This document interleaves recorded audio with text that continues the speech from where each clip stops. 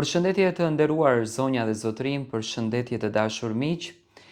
Tani po vi pranë jush për të ndaluar pak tek formati Ferma VIP, që në fakt po merr një vëmendje jashtëzakonisht të madhe.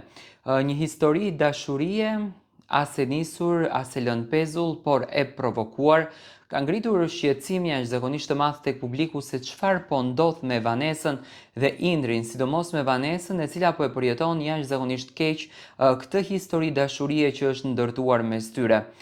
Indrin ditën e djeshme apo natën e mbrëmshme foli dhe ishte gati që të largohet, por Vanesa ishte këmbëngulse që ai të qëndronte në shtëpi. Në fakt ka ngritur pikpyetje në qoftë se kjo është një lojë produksionit apo vërtet është një ndjesi e krijuar mes një dysheje që tashmë Vanesa dëshiron që ta vazhdon këtë rrugtim, por Indri nuk është dakord dhe nuk është i sakt brenda vetes. Kjo gjë e ka bërë familjen të Indrit që të reagojnë, sepse nga publiku shihet si një djalë i cili e ka detyruar një vajzën që të dashurohet, por po luan me ndjenjat e saj. Qëndrimi ka ardhur nga familjarët e Indrit, të cilët thonë: sot gjatë prajmit pam një moment të vështirë për Indrin, por njëkohësisht edhe më shumë të rrallë guximin për të qenë i sinqert me veten edhe me të tjerët. Të pranosh publikisht një ngërç emocional dhe nevojën për të shëruar veten nuk është dobësi, është ndërgjegjësim dhe përgjegjësi. Jo çdo ndjenjë duhet ndjekur me çdo kusht, sidomos kur rrezikon të lëndosh dikë tjetër. Indri nuk zgjodhi të largohet nga një ndjenjë sepse nuk di të doj, por sepse refuzoi të hyjë në diçka që nuk mund të jetë i plot. Kjo është formë respekti për veten dhe për tjetrin.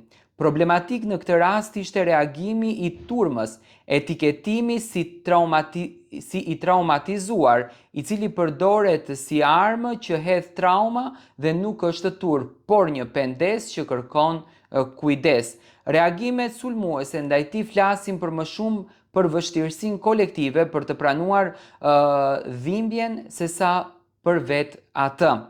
Nga një këndvështrim psikologjik, ajo që po e bën Indrin është vendosje e kufijve emocionale të shëndetshëm.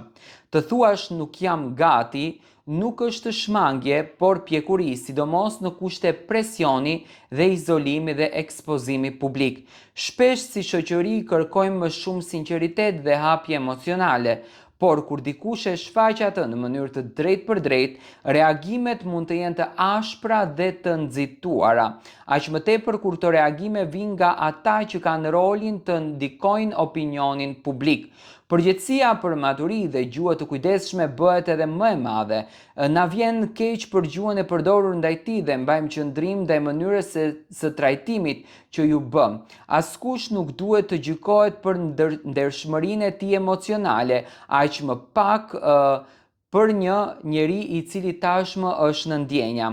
Na vjen keq për gjuhën e përdorur. Njëkohësisht duam të shprehim respekt për Vanesën, një vajzë e fortë dhe e shkëlqyer, që meriton po aq ndjeshmëri dhe dinjitet në mënyrën se si trajtohet kjo situatë. Si familje ne jemi pranë tij dhe krenar për mënyrën se si zgjodhi të sillet me sinqeritet, vetëdije dhe dinjitet. Në një kohë kur shumë zgjedhin të duken, ai zgjodhi të jetë i vërtet. Në fakt kjo është reagimi që ka bërë familja e Indrit në rastin me Vanesën, që siç duket ato tashmë heqin komplet dorë, por unë nga ajo që pash, pa marrë parasysh se familja thon kështu, Indri ka një lloj respekti për Vanesën, sepse përqafimi nuk është i ftohtë, por është një përqafim shumë i ngrohtë. Mendoj që ndjenja lindë nga ana e të dyve, por Indri e ka pak me frikë sepse ndoshta fshenjë të vërtet jashtë.